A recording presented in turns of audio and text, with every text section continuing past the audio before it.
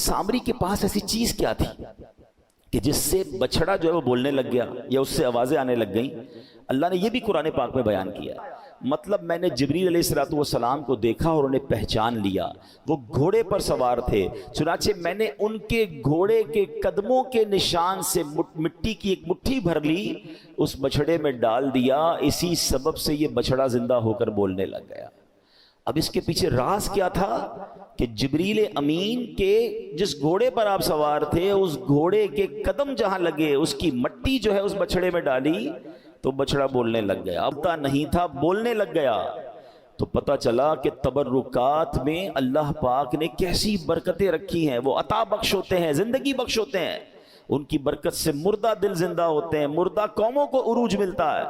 अल्लाह पाक तबर्रुकात के अंदर मुर्दे में जान डाल देने की सलाहियत और बरकत अता फरमा देता है। अगर ये तबर्रुकात गुस्ताखों के हाथ में आ जाए तो तबर्रुकात के मनफी असरात होते हैं, तबर्रुकात नेकों के हाथ में आ जाए तो वो तबर्रुकात के असरात भी नेक होते हैं। देखिए सामरी जादूगर के पास ये मट्टी आ गई जो हज़रत जिब्रील के घोड़े के कदमों से लगी थी।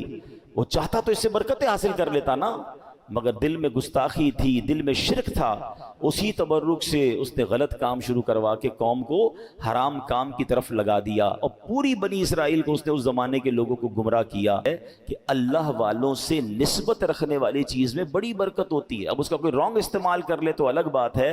अब एक बहुत खूबसूरत बात अब समझनी है, जिब्रील कौन है? फरिश्ते हैं, फरिश्तों के सरदार हैं, ठीक है। और आपके घोड़े से सुभान अल्लाह जो मट्टी कदमों से लगे उसमें ये जान आ जाती है, ये बरकत आ जाती है। तो जरा सोचिए कि ये है कौन? जिब्रील अमीन नबी पाक अलैहिस्सलाम के खादिम हैं, आपके वजीर हैं। हम शेर कहते हैं ना, चाहें तो इशारों से अपने काया ही पलट दें दुनिया की, चाहें तो इशारों से अपने काया ही पलट दें दुनिया की। ये शान है उनके गुलामों की, सरकार का आलम क्या होगा। जिब्रील अमीन के कदमों से उनके भी कदम नहीं, उनके घोड़े के कदम पर जो मिट्टी लगती है वो बेजान में जान डाल देती है। तो नबी पाक की शान का आलम क्या होगा।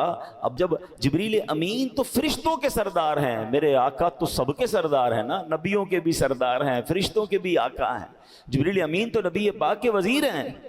तो अब ज़रा गौर कीजिए मुस्तफ़ा करीम अलैहिस्सलातु वस्सलाम के मुबारक कदमों का और उनकी शान का आलम क्या हो।